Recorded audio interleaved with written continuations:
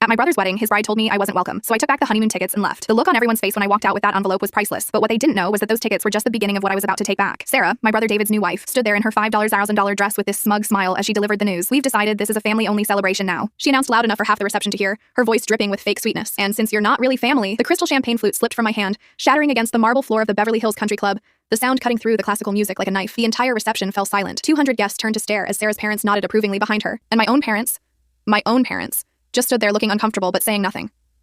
David, my brother who I'd helped through college, who I'd bailed out of trouble more times than I could count, wouldn't even meet my eyes.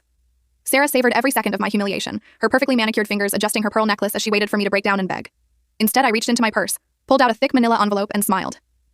"I'm Megan Martinez, 28, and I've been planning weddings for LA's elite for the past 6 years. David is my younger brother by 3 years, and until that moment, I thought we were close. I'd spent the last 8 months planning his dream wedding to Sarah, a woman I never particularly liked but tolerated for his sake. What David didn't know, what none of them knew, was that I hadn't just planned this wedding. I'd paid for most of it, and I was about to remind everyone exactly who held the real power in this beautifully decorated room. The thing about being a wedding planner in Beverly Hills is that you learn to plan for everything, including betrayal. As I stood there holding that envelope, watching Sarah's confident smirk start to falter, I realized this was going to be even more satisfying than I'd imagined, because Sarah had just made the biggest mistake of her perfectly planned life, and she didn't even know it yet. Sarah had started her campaign against me 6 months ago, right after David proposed. It began with little comments about how I was too involved in their relationship, how I needed to find my own life instead of living through David. She convinced him that I was jealous of their happiness, that my suggestions for the wedding were attempts to control them. Slowly but surely, she began cutting me out of decisions I'd been making, claiming she wanted the wedding to reflect their vision, not anyone else's. The irony was almost too perfect. Sarah came from old money. Her father owned a chain of high-end jewelry stores across California, but their finances were tied up in investments and real estate. They looked wealthy, lived wealthy, but had surprisingly little liquid cash. That's why they'd been so grateful when I offered to help with wedding expenses. "It's my gift to you both," I'd said, wanting David to have the wedding of his dreams. I'd covered the venue deposit, the catering, the flowers, the band, even those honeymoon tickets to Bora Bora that were burning a hole in my purse. David had been uncomfortable taking money from me at first, but Sarah quickly convinced him it was family helping family. She became positively giddy about spending what she thought was my generous contribution to their happiness. She upgraded everything: the caviar service, the imported champagne,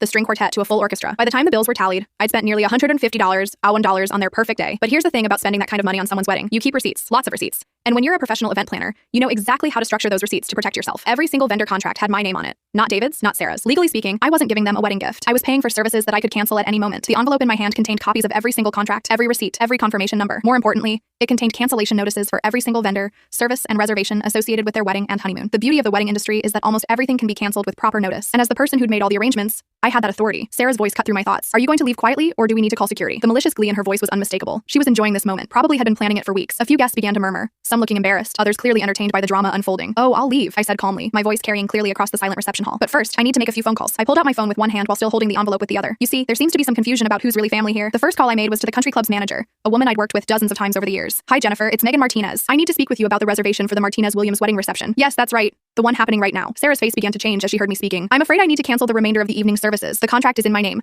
and I'm exercising my right to terminate." "Yes, I understand there will be fees."